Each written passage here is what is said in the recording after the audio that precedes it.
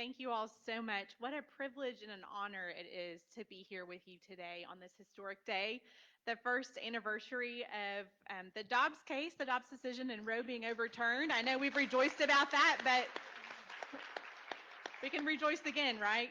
I want to, of course, honor Melissa Oden and thank her for not only using her own story to help create awareness about abortion survivors, but also for the work, the tremendous amount of work that she has done over the years to connect with so many abortion survivors like myself. The irony is not lost on me that 1 year ago yesterday, I met Melissa Oden in Atlanta for the very first time in person. She and I had been talking back and forth via email for about 2.5 years. And when I heard that she was going to fly into Atlanta to speak at the National Right to Life Convention in Atlanta, I quickly sent her an email and said, I would love to meet you if there's any opportunity for us to get together. And Melissa, of course, said that she and her girls were going to be at the National Right to Life Convention and that she would love to have dinner with me and my family the night before she was set to speak here. And so that night, we did what every Atlantan would do. We took Melissa and her girls to the original Chick-fil-A Dwarf House in Hateville. And my boys, my oldest son's here today, Ethan Wave. That's Ethan, my oldest. But we went to meet with Melissa and her girls, and we had such an amazing time. And it was so nice to meet her face to face after so many months of communicating with her. She's amazing, as y'all know. But what you have to understand about that conversation with Melissa is that day was like a light bulb went on for me. Um, I had been talking to her for more than 2 years, and I had been navigating wanting to share my story for a very long time. But I was also very hesitant. And the reason that I was hesitant was because my own mom had not given me full permission to put it out there, so to speak. But as only God would do, over the next few months after Melissa and I met, God worked in my mom's heart, and my mom released me through a series of circumstances to be able to share my story publicly. So now I'm standing here with you today on the day, the 1 year anniversary of Roe being overturned. And as only God would do, I'm able to share my story with you today. Praise God for that.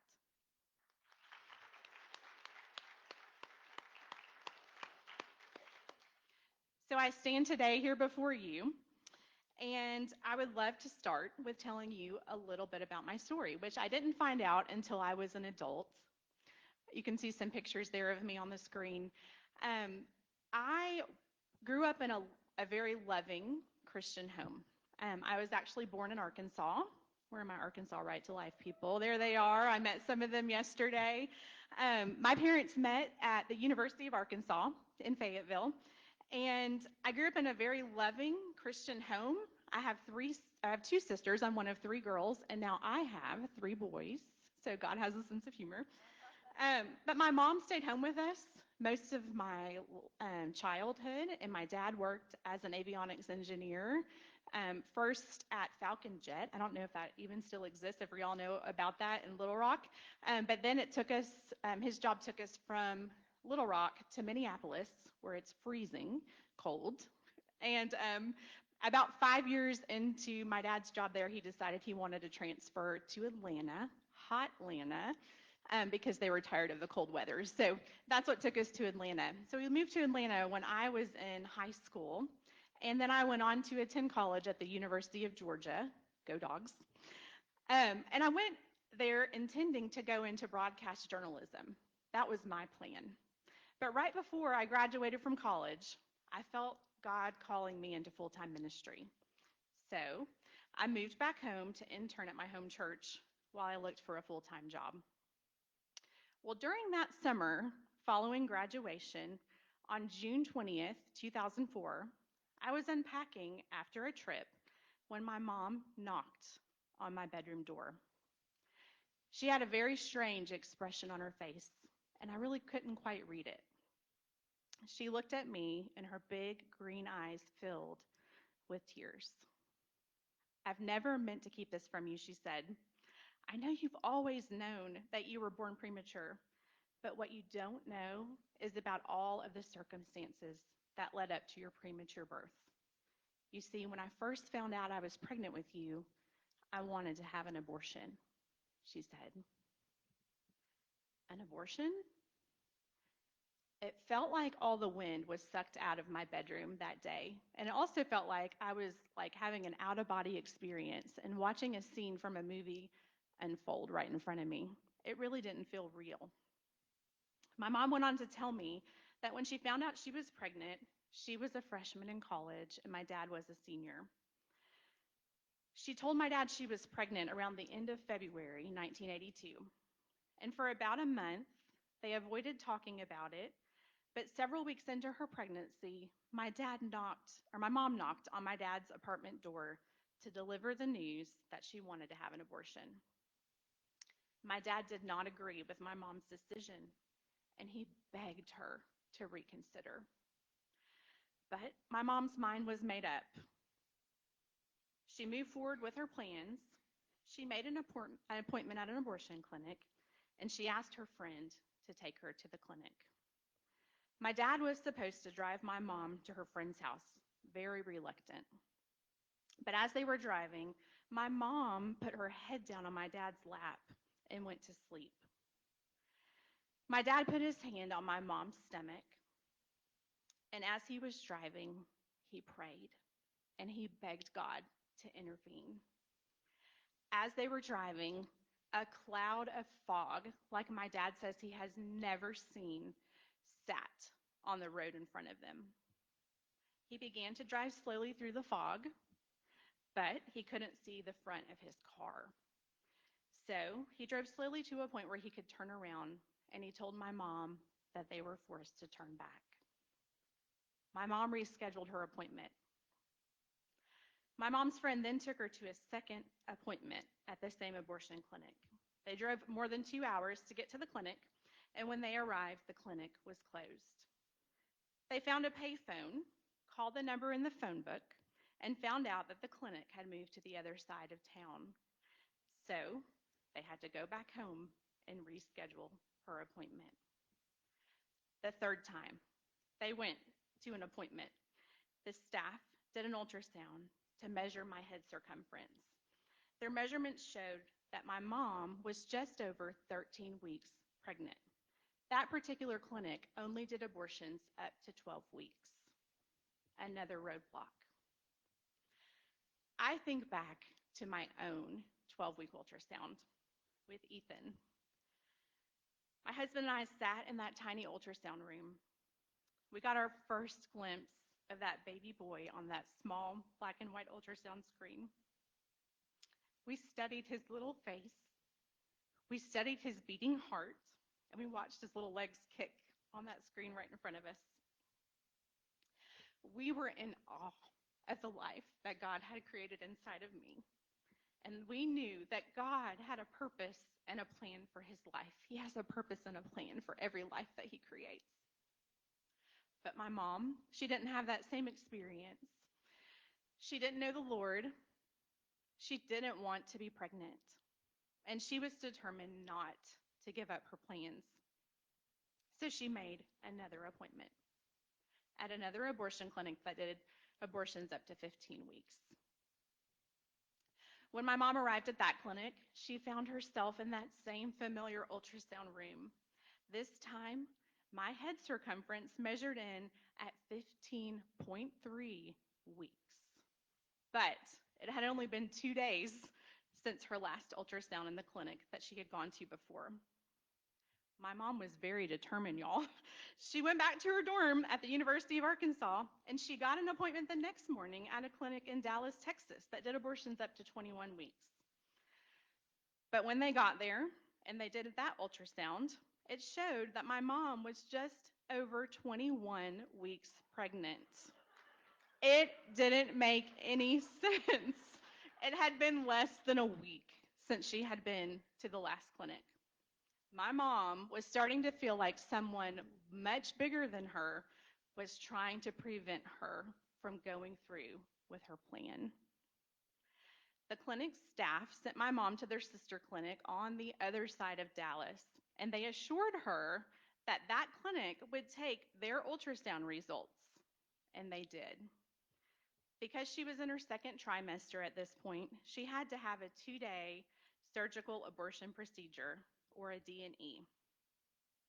The abortionist proceeded to insert a substance called laminaria into my mom's cervix, which they told her would cause her cervix to fully dilate by the very next morning. She was told to go back to where she was staying, take Tylenol as needed for pain, and try to get some rest. Ha. That night, my mom found herself scared, in labor, and in a lot of pain. To her surprise, around midnight that night, my dad called her and asked if he could pray for her. When he was done praying, God moved in my mom's heart, and she told my dad that if he would drive to the clinic in Dallas and meet her there for her 8 o'clock appointment the next morning, she was 90% sure she would not go through with the abortion. My dad left his house in North Little Rock, Arkansas at 4 a.m. to drive to Dallas. When he arrived at the clinic, he was a little bit late and he couldn't find my mom. He was pacing the halls, listening to the sounds of women crying, hearing the suction machines, afraid that she was already in a room going through with the abortion procedure. But to his relief, the elevator doors opened behind him, and my mom was standing there. She had overslept. My dad hugged my mom, and they went in to tell the clinic staff that she was not going to go through with the abortion procedure. The abortionist told my mom that her cervix was fully dilated and that my mom was ready to give birth. My mom said she was willing to take the chance. And the next day, they drove home. And once again, God was at work in my mom's heart. As they drove, my mom recounted to my dad all of the obstacles that she had faced at every clinic she had gone to. My dad smiled because he realized that God was the one who was preventing my mom time and time again from going through with her plans. Every clinic that my mom went to, my dad was keeping up with my mom through a friend, and he was praying that God would intervene. In fact, he had much of his church praying too, and God did, time and time again. Back in North Little Rock, a young married couple from my dad's church took my mom in. Their names are Bill and Jana. Jana spent her days attending to my mom. My mom had to be on bed rest, while also taking care of her 2 young children. At night, she would stay up late with my mom and dad, talking about her faith, reading the Bible, and praying with them about what they should do. My mom didn't know it then, but Jana's mom had also wanted to abort Jana. You see how God works. After a few weeks of living with Bill and Jana, my mom woke up in the middle of the night and she knew something was wrong. She was in labor and she was only 26 weeks pregnant. When my mom arrived at the hospital, the doctor said that there was a 5% chance that I would survive. And if I did survive, there was a 95% chance that I would have brain damage. Throughout my mom's labor, my dad and Jana were on their knees praying. On July 26, 1982, at 8:26 a.m., I was born, weighing in at 2 pounds 6.5 ounces.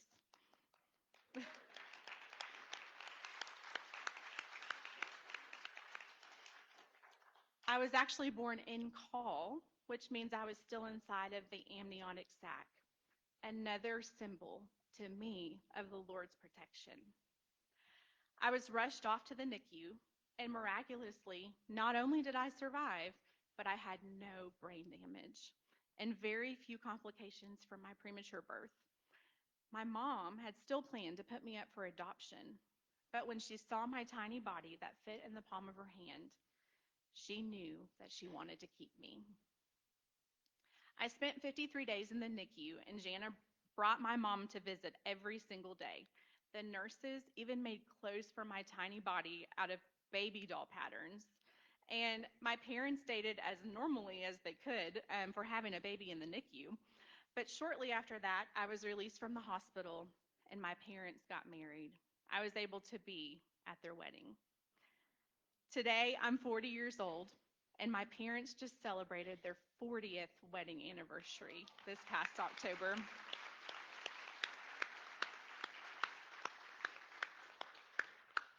You can go to the next slide. We went from being a family of 5 with 3 girls to a family of 12. Y'all can see pictures of my extended family on the screen. My parents now have 5 grandsons. My dad prayed all those years for a boy, and he got them in in excess. Um, I have a wonderful husband now and 3 sons, one of which is here with me today. And I've had the opportunity to serve on 3 church staffs in the Atlanta area where I've been able to share Jesus with the next generation. I've also had the opportunity, as you've heard, to connect with the Abortion Survivors Network, which is an amazing group of people. If there's one thing that I could share with you all today, it's that my life is a living testimony that our God is a God of miracles.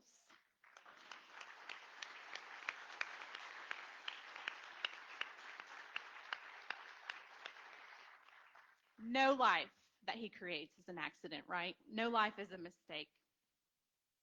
My story is proof that God's plans are bigger than any human's plans, any doctor's plans, any president's plans, any lobbyist's plans, any Planned Parenthood executive's plans. And when we join God and his plan, he invites us into his story.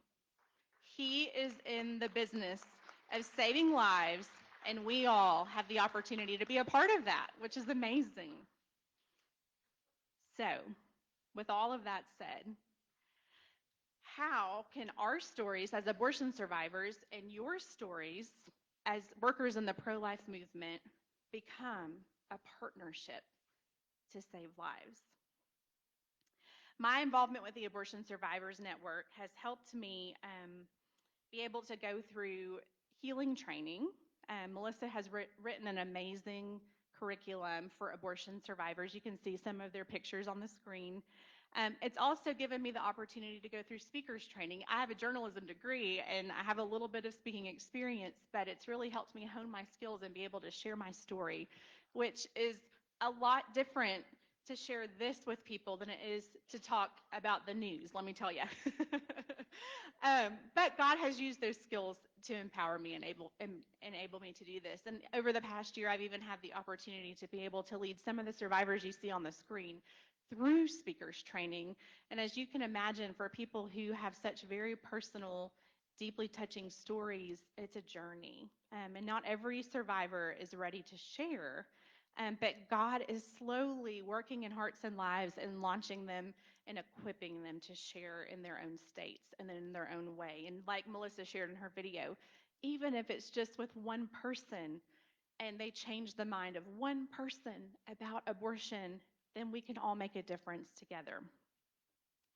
So before I get involved in some practical ways about how we can come alongside of each other, I want you to meet a little bit more of my ASN family, and I also want to share with you some terms that we're asked about a lot. So the first slide I want to share with you is, what is an abortion survivor? Who is an abortion survivor? An abortion survivor is an individual who remains alive after an attempted abortion failed to end their life when they were in the womb. Abortion survivors include those who have survived chemical, surgical, at-home methods to induce abortion, successful abortion pill reversals, instances where women have stopped their abortion in the middle of the process like my mom did, and twin abortion survivors. If you'll go to the next slide. What is a failed abortion? A failed abortion is a method of abortion that fails to end the baby's life. This can occur in all the different methods of abortion that I just mentioned. In many survivors' experiences, repeat methods or a combination of methods were performed at different gestations and the abortion attempts failed every single time. In circumstances like this, the doctors suspect in a lot of instances that there were twins or multiples, and that one twin or one of the babies was taken and the other one survived. What is a stopped abortion?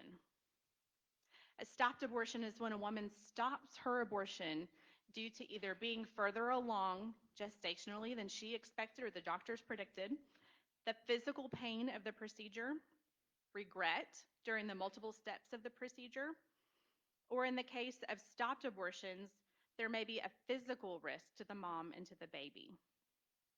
But as Melissa also shared, when an abortion is stopped, there is also hope. And that's where we come in as the Abortion Survivors Network. So, how common are abortion survivors? Well, it's important to note that our federal legislation, our federal reporting, and our state reporting are not consistent across the board. Not every state reports instances of abortion survivors. Our medical billing codes are not very specific when it comes to abortion survivors. So we don't have a lot of standards across the board on abortion reporting. But what I can tell you is this. According to Dr. Willard Cates, the director of the CDC Abortion Surveillance Committee in the 1980s, he estimated that 400 to 500 abortion live births occur annually in the United States. If you take that number and you multiply it over across the 50 years that Roe v. Wade was in law, then that means that 20,000 live births have occurred over 49 and a half years of Roe v. Wade being our nation's law. And the CDC was also quoted estimating that 700 to 800 live births occur after abortions in the United States. This is just in the US alone, y'all, that I'm telling you about. These two estimates alone mean that 19,600 to 39,200 abortion survivors have survived in the United States alone. This does not include at-home abortion attempts. It does not include chemical abortions, and it does not include babies who are born after APR or abortion pill reversals. So, with that said, these numbers are not included in reporting, and we know that more than 50% of abortions in our world today are being performed at home using chemical abortion pills, which means now after Roe, the likelihood of babies surviving abortions is much greater than even the statistics that I've just shared with you today. So, on to the next slide. From 2003 to 2014, the CDC concluded definitively that 143 infant deaths in the U.S. occurred as the result of induced abortions. This was likely a very gross underestimate because these are not just reported numbers from, these are reported numbers from just the hospitals. This does not include abortion facilities or at-home attempts. Of these babies who were reported to the CDC, 68 of them lived for 1 to 4 hours, 9 of them lived for 5 to 9 hours, and 6 of them lived 1 day or more. So what about state reporting? Currently, there are only a handful of states with born alive reporting laws, and states like Minnesota even had a repeal in 2023. These numbers are from the Charlotte Lozier Institute, and they are taken from multiple years over the past few years. But you can see on the screen that Idaho, Kentucky, Michigan, Minnesota, Ohio, and Oklahoma all have reported the number of failed abortions and incomplete abortions. So where can we find the most accurate representation of the number of abortion survivors? Well, as Melissa mentioned earlier in the video, ASN has taken Canadian data because it is the most accurate and taken the Canadian population and the US population and extrapolated the data to get an estimate of abortion survivors in the United States. So based on 7 years of Canadian data, the average percentage of abortions that have resulted in a live birth in Canada is 0.21%. Now, when you look at that number, it doesn't seem like a huge percentage, right? It doesn't seem like a huge number. But an estimated 1,734 infants are born alive following a failed abortion procedure each year in the U.S. This number is based on CDC and Johnston's archive abortion counts. And this means that after nearly 50 years of Roe v. Wade, an estimated 85,817 infants were born alive following a failed abortion procedure. So while the 0.21% doesn't look like a big number, when you look at it across 50 years, it's actually a very significant number. So, what does this mean for the Abortion Survivors Network? And what does this mean for all of us? First, we have a lot of work to do. A lot of work to do. As of this month, ASN has connected with 666 abortion survivors around the world. And that is all thanks to Melissa and the hard work that she has done with connecting with abortion survivors.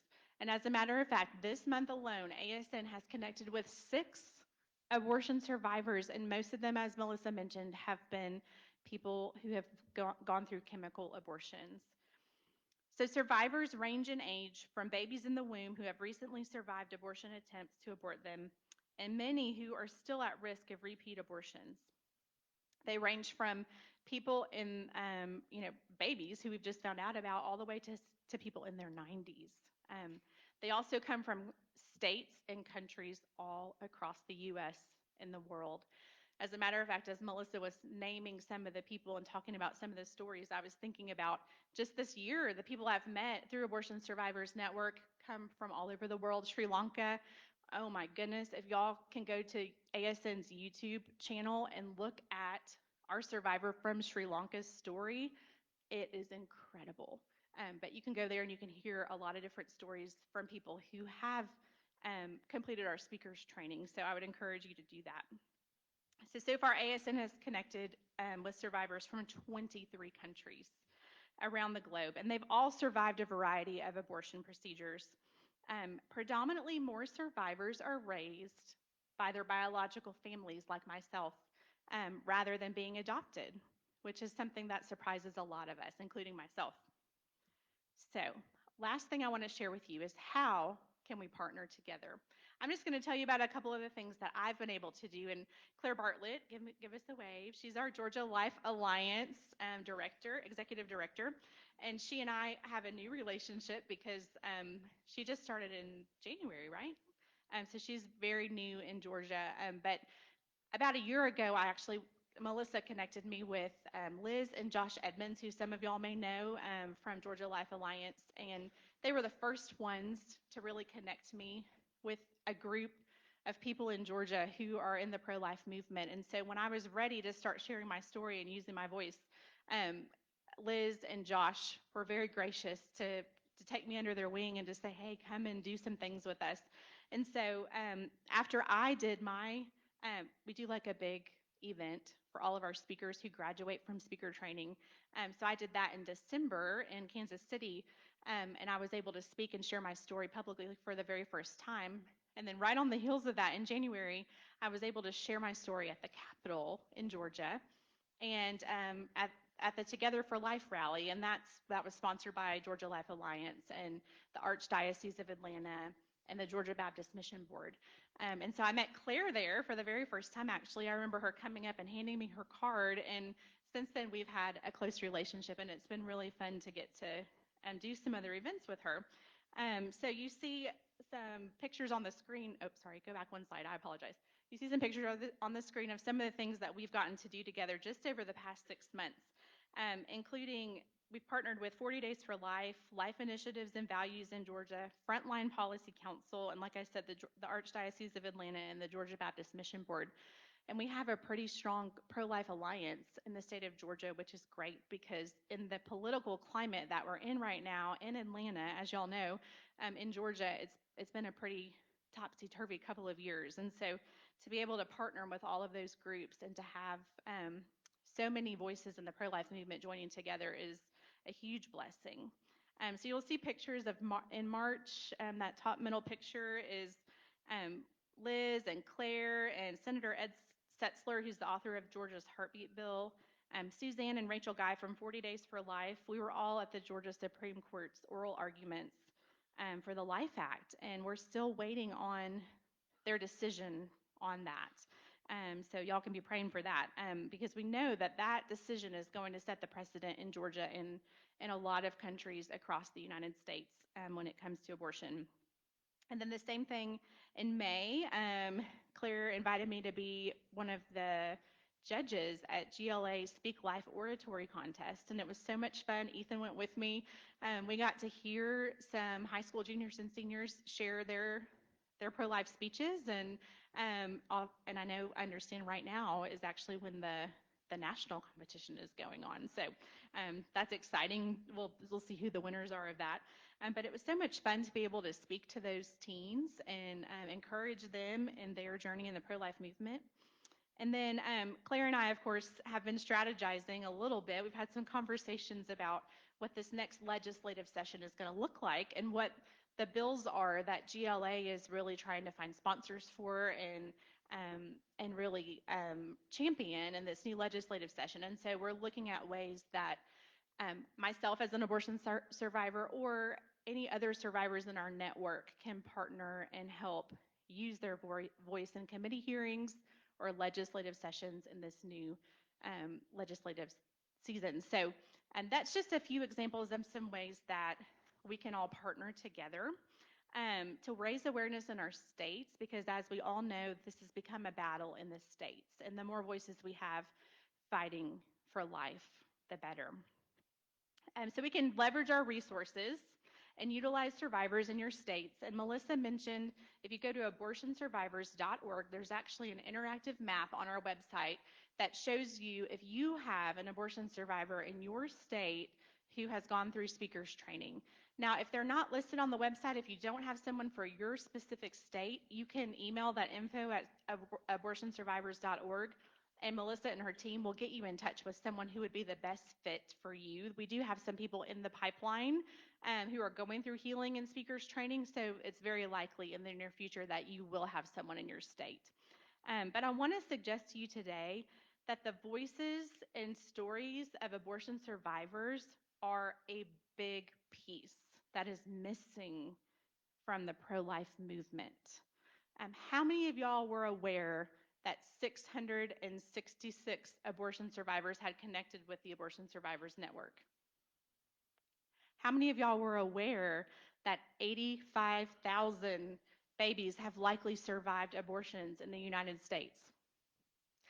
So our awareness is so important, and those voices of survivors just change the landscape. They change people's hearts and minds. Hearing someone's story and connecting personally is what makes the biggest impact. So I would encourage all of you, please, please, please connect with Abortion Survivors Network. Please, if you're planning an event, a march, a pro-life rally, if you need someone to testify for some legislation in your state, please allow us to come alongside of you and to partner with you because our voices are very much missing in this movement and can really make a big difference. So I want to end by saying thank you. Thank you, thank you, thank you. All of you have been in this fight for as long as I've been alive in a lot of situations, or some of you longer than I've been alive, and you have been fighting this fight tirelessly, day in and day out, week after week, month after month, year after year, and I know it gets exhausting.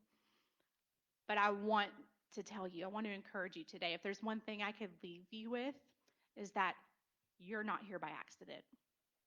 I'm not here by accident. And God is weaving our stories together for such a time as this. Abortion survivors do exist. Our stories matter. And I'm living proof of just that. Thank you.